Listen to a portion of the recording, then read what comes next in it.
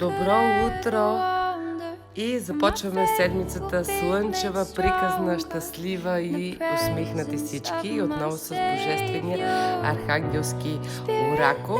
И сега ще изтегля отново, както обикновено, една карта, да видим кой архангел ще бъде с нас през този ден. Тази веднага си я хванах. И това е архангел Лаовях. Това е всемогъщия Бог, така го наричат.